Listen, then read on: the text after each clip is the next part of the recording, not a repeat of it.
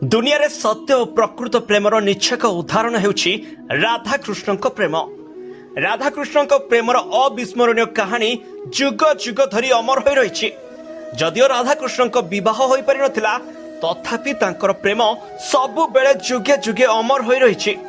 तबे कृष्ण प्राण सखी राधा रानी किपरि मृत्यु होइतला आपण माने जानिछंती कि?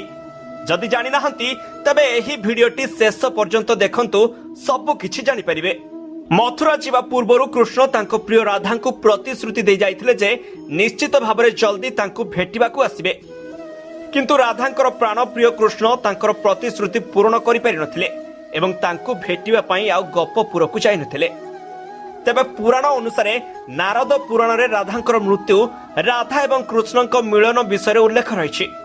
वास्तव में राधांकर अवस्था कृष्णଙ୍କ बिना एमिति होइथिला जेपरि पानी बिना माछर अवस्था होइथाय।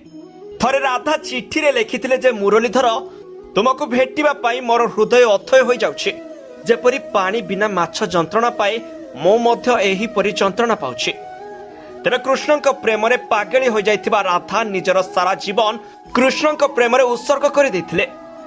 तबे राधा तांको शेष समय आड़कू कृष्ण को भेटिबा पाई द्वारिका पहुंचिथिले। पुराण रे एठारु राधांकर मृत्यु कहानी जोड़ी हो जाइथिला बोली वर्णना होइछि। तबे द्वारिका पहुंचवा परे राधा तांको प्रिय कृष्ण को गुप्तरे भेटी प्रेमर अश्रु ढाली चलीथिले।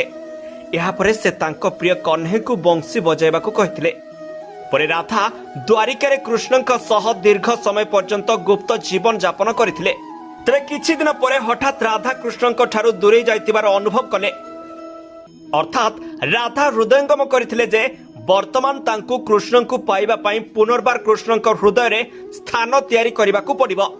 तापरे राधा जंगल आड़कू चली जावा सह कृष्ण को डाकी नैथिले।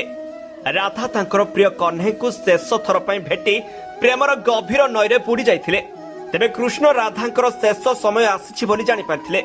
तबे एही भितरे कन्हे राधा को किछि मागिबाकू कहिथिले, किंतु राधा मना करि दैथिले। जेतेबेले कृष्ण पुनर्बार सेही विषय पचारंती तबे राधा को इच्छा अनुसार कृष्ण अति सुमधुर स्वर रे बंशी बजाइबा आरंभ कले एवं राधा तांको बंशी स्वर रे मजी जाइथिबा निजर तन मन हृदय हराई कृष्णଙ୍କ पाखरे आत्मसमर्पण कर दैथिले। आ कृष्णଙ୍କ बंशी स्वर रे हजी समस्त दुख सुख भूली जाइथिले। एहा परे राधा कृष्णଙ୍କ मध्यरे विलीन होई जाइथिले एवं तांकर आत्मा कृष्ण रे मिसी गला। एही परि राधांकर अलौकिक लीला शेष होइथिला एवं निज प्रिय कन्हेଙ୍କ कोଳରେ राधांकर जीवन जाइथिला। ब्यूरो रिपोर्ट, खबर टुडे।